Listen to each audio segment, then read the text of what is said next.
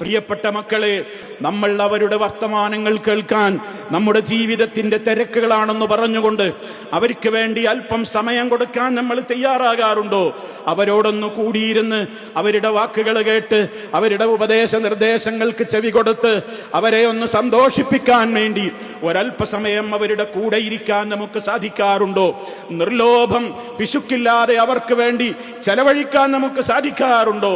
നമ്മൾ മനസ്സിലാക്കണം ഒരു കാര്യം, നാം നേടുന്ന സമ്പത്തിൽ മുഴുവനും അവരുടെ വിയർപ്പിന്റെ ഗന്ധമുണ്ട്, അവർ കൊണ്ട വെയിലിന്റെ ചൂടുണ്ട്, അവർ ഒഴുക്കിയ കണ്ണുനീരിന്റെ ഉപ്പുരസമുണ്ട്. നാം അറിഞ്ഞതും അറിയാത്തതുമായ ഒരുപാട് കഷ്ടപ്പാടുകളുടെ കഥകൾ അവർക്ക് പറയാനുണ്ട്. എന്നിട്ടും നമ്മൾ ജോലി നേടി, നമ്മൾ പഠിച്ചു വലിയ ആളുകളായി ശമ്പളം വാങ്ങുമ്പോ ഉപ്പക്ക് കൊടുക്കുന്നതിന് കണക്ക് പറയുന്നുവോ? ഉമ്മക്ക് കൊടുക്കുന്നതിന് കണക്ക് പറയുന്നുവോ? അവരാരെങ്കിലും നമ്മെ ചെറുപ്പത്തിൽ വളർത്തി ഉണ്ടാക്കിയപ്പോ നമുക്ക് വേണ്ടി നിർലോഭം ചെലവഴിച്ചപ്പോ വല്ല കണക്കും അവർ രേഖപ്പെടുത്തിയിട്ടുണ്ടോ?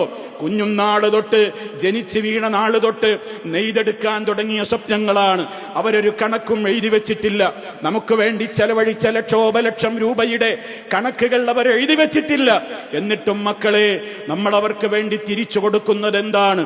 പലപ്പോഴും പണത്തിന്റെ കാര്യത്തിൽ നമ്മൾ കണക്ക് പറയുകയാണോ? ചിന്തിക്ക്. മുസ്തഫായുടെ ഒരു വാക്ക് ഗൗരവത്തോടെ ആലോചിക്ക്. അന്തവമാലുകലി അബീക, നീയും നിന്റെ സ്വത്തുമൊക്കെ നിന്റെ ബാപ്പക്കുള്ളതാണ്, നീയും നിന്റെ സ്വത്തുമൊക്കെ നിന്റെ ബാപ്പക്കുള്ളതാണെന്നാണ് മുസ്തഫ സല്ലല്ലാഹു അലൈഹി വസല്ലമ നമുക്ക് പഠിപ്പിച്ചു തന്നിട്ടുള്ളത്.